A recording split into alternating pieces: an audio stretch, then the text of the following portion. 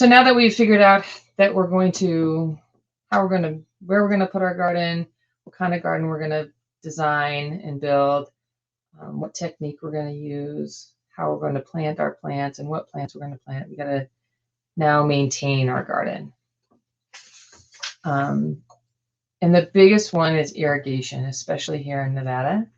We are not known for our abundance of water. So it's important to have your irrigation established before you start planting. Nevada is considered the driest state in the nation. We average 10.3 inches of precip annually. That's as a state overall, with northern Nevada averaging 12.85 and southern Nevada averaging 7.1 inches. And sometimes those can just come in a few rainstorms. So relying on rainwater is not something that we have the luxury to do here in Nevada. Vegetable gardens need an average of 1 to 1.5 inches of water a week during the growing season. Depending on your garden soil, the aspect, the plant type, the sun exposure, the topography, basically your microclimate, it is difficult to provide specific irrigation timelines.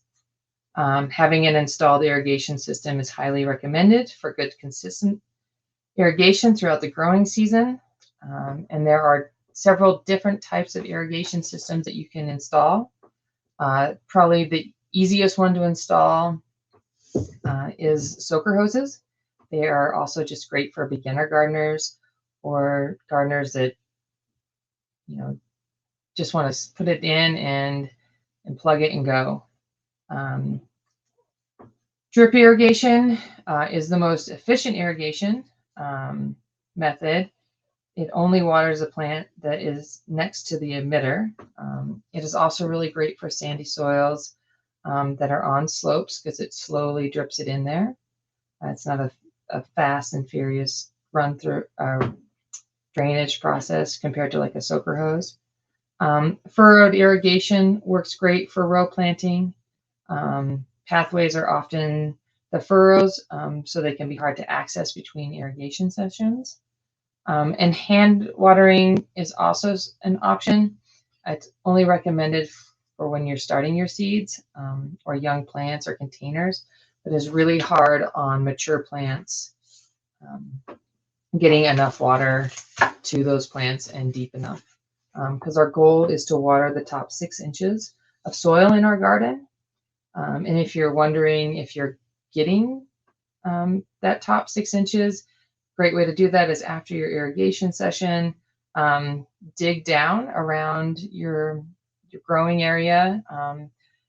Make sure that you're not right next to a plant, so you don't want to be disturbing any root systems, but dig down and see if you're getting that soil down there, 6 inches of it wet. If the irrigation is not adequate and consistent, you'll start seeing plants develop stress and disease, and then pests will move in, and then we have a whole nother thing to worry about. So you may see, and even if we're not getting enough water, this also could happen if you're putting too much water on there too. And if you have questions as your growing season is going and you're having those issues, contact your UNR extension office. If they have a Master Gardener program, they can help you answer those questions. After you plant your garden and you have all of it, your irrigation installed and everything, a great way to help keep that irrigation in your garden longer is to mulch after planting. Water conservation in gardens is something that's talked about in several regions of Nevada. And depending on where you live, there may be some watering restrictions. If you're not familiar with them, you should contact your local water authority or UNR extension office, and they should be able to help you find those resources. Some great ways to naturally conserve water is mulch. Putting down 1 to 2 inches of mulch after planting. It's a great way to prevent evaporation, increase biodiversity, and to suppress weeds. We recommend that you irrigate in the early morning. So once the sun comes up, then the water can be utilized more efficiently. If you water at night, it can promote an environment that allows disease to come in and affect your plants in a bad way. So after we've gotten our irrigation system set up and all that, we do have to feed our plants. There are 16 essential nutrients that plants must access to grow. In-ground and raised bed soils need to be supplemented depending on the crop that's being produced. Containers have a soil as potting soil in them that often has a slow release fertilizer, so providing them with extra nutrients might not be required. The 16 essential nutrients for plants to access to grow are carbon, hydrogen, oxygen, phosphorus, potassium, nitrogen, sulfur, calcium, iron, magnesium, boron, zinc, copper, molybdenum, chlorine, and manganese. Not all of these nutrients will be in a bag of fertilizer.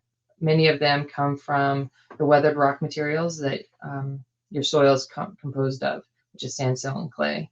And as you can see on this fertilizer bag, it's broken down into 3 different numbers, or the N, the P, and the K, which are the major nutrients that plants need that are maybe not always available to them in the soil.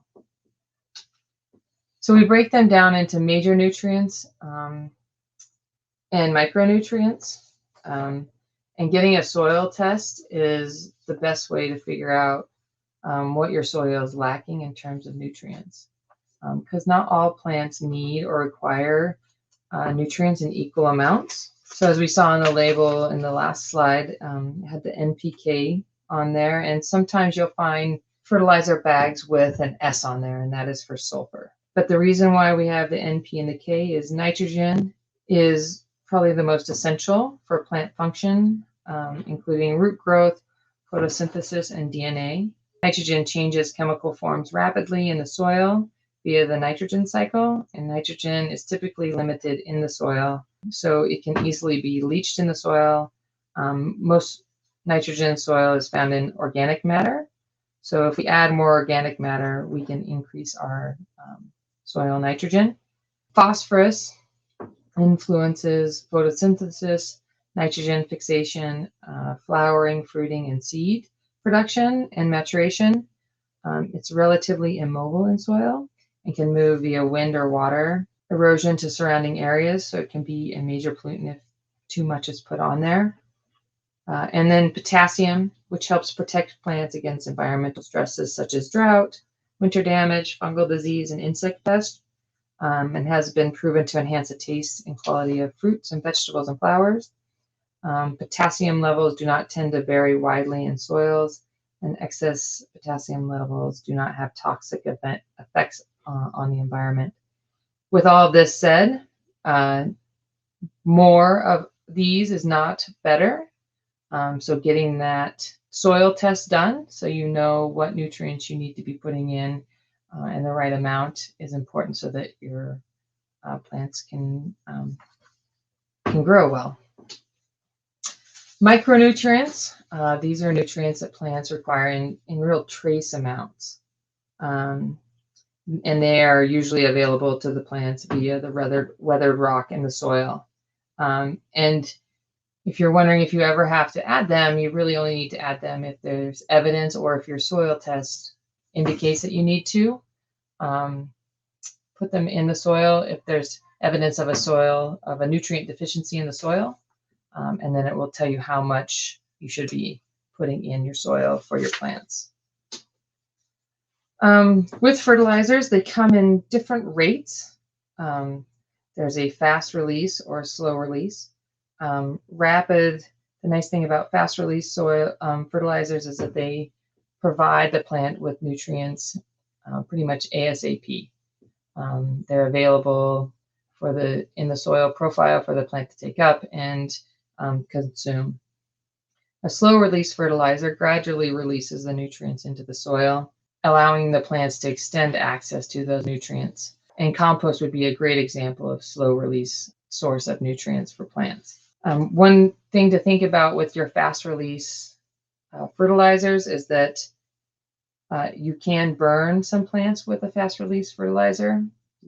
So make sure that you're reading the labels properly and following the directions. And if you have any questions, you should contact your UNR Extension office, and they should be able to find you the resources to decipher those directions. There's also organic versus inorganic. Organic fertilizers are man-made, like ammonium sulfide or sulfate, and organic is a carbon base, such as blood meal, fish meal, bone meal, kelp, those types of things. They're carbon based. And inorganic fertilizers, ammonium sulfate, urea, potassium chloride. So, and there's also, it's really important that when you're using any of these fertilizers that you're finding fact sheets on them, or if they come with directions, reading those directions and following them.